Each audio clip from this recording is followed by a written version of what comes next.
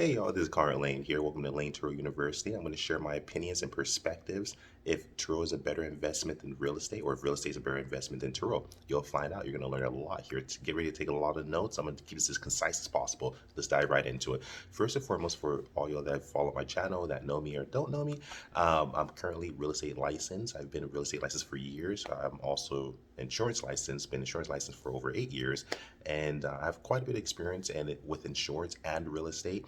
And I'm also a Turo Power host. No arrogance intended, just stating that is my status currently. And yeah, so I have quite a bit of experience, and I am a 5-star Turo host, and I release multiple videos on this topic. But I'm gonna give a little more insight into the math of it, and I'm gonna keep it really simple. I'm gonna try to keep this actually short and sweet also. So I left in the links below a few videos in regards to real estate and different videos that give a comparison and why I feel Turo is the new real estate actually. And yes, you always hear this this ideology that's actually true about cars are depreciating assets, because they really are. It's true. Houses in history have actually been accruing assets, meaning that they go up in value. Cars typically go down in value. But you have to change the mental perspective. You have to also remember that houses, for the most part, are real estate, are real property. They're affixed to property, and they usually last sometimes 30 houses that are hundreds that are over 100 years old. In some parts of the United States, there's houses that on average, you have to remember, mortgage loans are typically for on average 30 years, some are 15 years, but more average for 30 years. So what does that tell you? That means houses last longer. So cars typically, just by design, don't last 30 years. Yes, you get some cars that last long, 30 years, and that's great, but that's very rare. And often those cars are usually classics that are rebuilt or have been taken care of or haven't really been driven much. Houses that are used on a daily basis last typically for 30 years, and they're still considered young, actually. It's kind of like comparing dog years to human years. You can't compare the two. It's two different. So people always say depreciating assets because the way they look at cars as an asset, they put it on the same time frame as a house. You can't do that.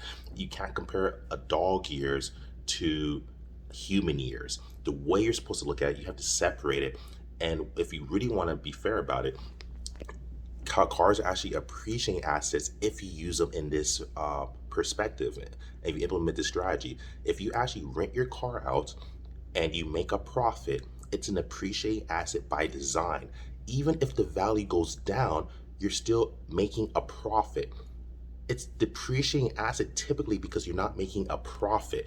Most people that have a car don't rent their personal car, meaning it's a depreciating asset because it goes down in value, and you're not offsetting the negative equity or the negative amount that's actually tanking. You're not offsetting with positive income of accruement. So you have to. So I know it could be a bit confusing, but cars can actually be the best assets because it's very low barrier to entry. For example, typically, at least in my market in Los Angeles, California, and a lot of other markets, a good way to figure out what the value of your car is to compare what the local rents are for apartment buildings and houses that are renting to people. For example, in my market, let's say, for example, I'm gonna actually try to bring the price down a bit. Let's say it rents $1,000, right? If you multiply $33.33 by 30, that's basically $999, just under $1,000. So when someone's paying rent of $1,000, for example, 1,000, remember that 1,000. I don't care if in your market rents on average $500 or $1,000 or $2,000 or $3,000. I don't care. We're using this as an example. If someone's paying $1,000 per rent per month, that breaks down to about $33.33. So you have to remember, on Turo, you can actually rent a car out for well over $33.33 per day. What does that tell you?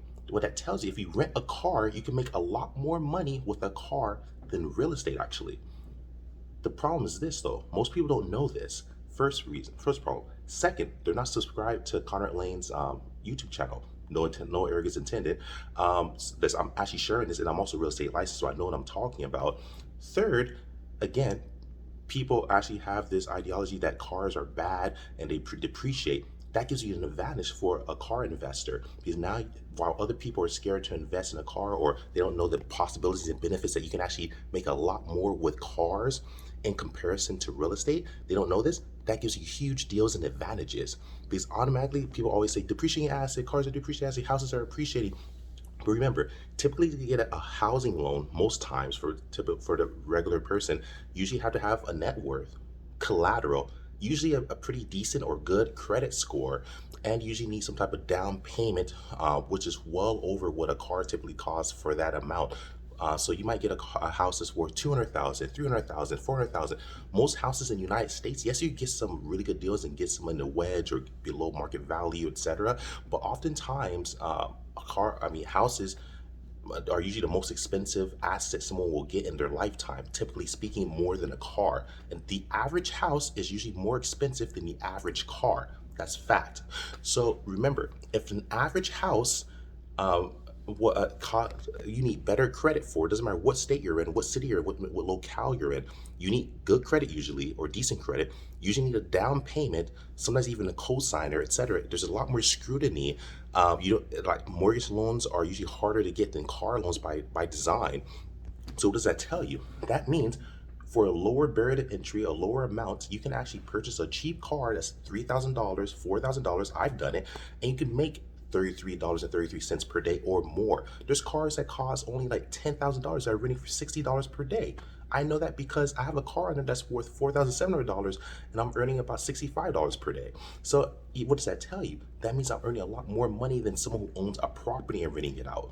So now it's an appreciating asset. I changed it. I actually changed the structure of this. If I just had a car sitting there and it was aging, yes, it's a depreciating asset. But if I'm making money with it, it's an appreciating asset now. So that's the goal with real estate, and also the goal with car rentals is you have to earn profit. If you earn profit, that depreciating asset that they call it is not a depreciating asset anymore. You actually just offsetted it. And if anything, you're actually out competing people who own real estate. So you're able to grow your wealth a lot faster. And don't listen to people, and check with your tax persons, your CPA. Cars that you own do become a part of your net worth.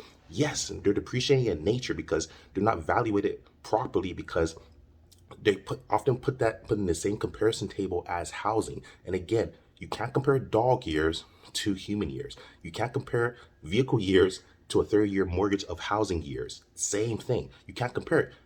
By design, cars have a less have less longevity and don't last as long as a house. Fact. So you can't compare. It's unfair. If you compare cars against cars, it's an appreciating asset, 100% hands down. You just have to change the perspective. So at this time, however, it's a great, in my personal opinion, it works out well. And again, I am real estate licensed, and there's something called GRM. It's one of the ways that we actually evaluate commercial properties. There's many ways to evaluate to value commercial properties, meaning it's kind of like appraisals. When you appraise your house, they compare your house to other houses in the neighborhood. That's what they do to figure out how much your house is really worth or not worth. Appraisals. Appraisals for commercial property is something called GRM, gross rent multipliers, where they get the monthly rents from the tenants and they basically divide it or multiply it, work out their math, and they figure out, is this worth it? Is this a good investment? Is this and what's the worth of this? This is how you figure out the worth of a commercial property. That's how I actually purchase cars.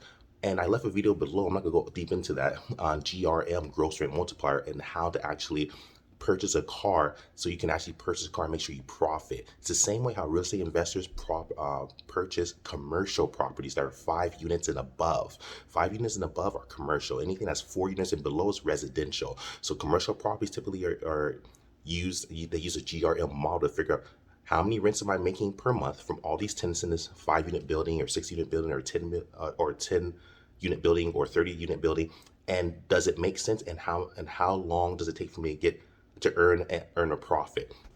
That's what that is, GRM. So I explain it in deep detail. I'm not gonna use this video to do that, but that's the way how I actually purchase cars. I use the same real estate model. The links below. And again, like I said before, it's a great way to earn income. You can actually earn a lot more and outcompete real estate investors and real estate owners. You can outcompete them because remember, you're paying less money for that car you purchased for maybe $3,000 or $4,000. You're making more than someone who actually owns maybe a six-figure house, $100,000 house, $200,000 house, $300,000 house, $1 million house. Because remember, say the renters are paying $1,000, they're still only making $33.33. If you rent out, you could do that easily and do a lot more than that. And typically, based on how high your rents are, or how low your rents are, you actually using a rent for the same amount. So if you're in a really high, let's say like high lux area where it's charging $4,000 per month for it, that's on average. Your car rentals, I've been following the trend, usually match or correlate with that. It's crazy how it works. So if you're in a market where, say, everyone's paying $1,000 per rent, the average rental car will be around that same amount. It's crazy. It's a crazy correlation. Same thing with if it's a higher net worth area where maybe it's $3,000 per month or $4,000 per month on average. I'm saying on average, and those are very high prices in comparison. The average rent amount in America, or USA, is very high amount. But if you do that in that area, those rental cars will usually be more because remember, it's the area. It's a different demographic. So that area you're renting to, usually the living rental prices for apartments and houses will be more, and also will the rental car prices on Turo will be more. It correlates. It's crazy. So if you understand that, hey, even though I don't own property, I can make the same amount and if not even more than what the real estate investors and real estate owners are making just with a rental car that costs way less than a house. But typically speaking, like I said, most times we do understand houses are one of the most expensive one of the highest expenses we'll usually spend in our lifetime is a house, usually a house or some type of real estate. Usually costs more, and most people understand this. So always understand that, hey, if houses are one of the most expensive costs that someone will endure during their lifetime, that means I can make more with a car. That's the magic of this. That's the power of this, actually, is that you can make more with a car than over real estate. So always understand that yes, cars by nature and by design last less and don't have as long of a longevity as a house, but you get paid a lot more for a car, and lower barrier to entry is usually easier. You can easily get a car loan in comparison to a mortgage loan. You can easily get a lease in comparison to a mortgage loan because there's less scrutiny, less money you need down, less down payment, less like payments you have to make, cost less. The car is worth a lot less, and that's just how it is. So if you understand that, you can actually get cars and make a whole lot more and outcompete real estate investors and real estate agents, real estate brokers, real estate owners, etc. That's the part of this. So don't let people fool you. Do your own due diligence. I'm just your friend on YouTube, and yes, I'm not perfect, but I do know that, and I am real estate licensed. And again, I'm not saying just to dive right into it. I'm saying do your due diligence. Every market's different.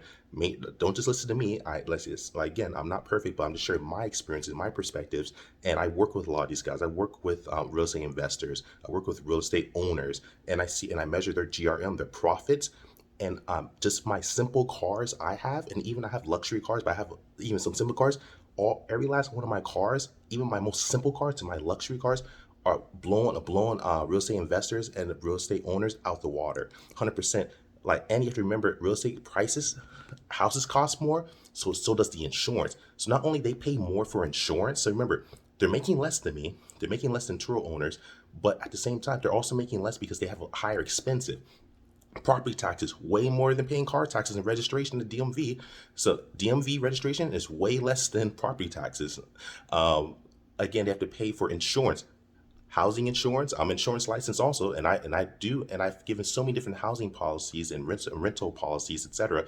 And I know the difference. And again, I'm insurance licensed and I'm real estate licensed. And to insure a home costs a lot more than car insurance, and to insure a house a lot more than car insurance. The bills that they have a lot more than insurance. A lot more than cars, a lot more than registration. So a lot of the bills that housing has, the utilities, the water that they pay for.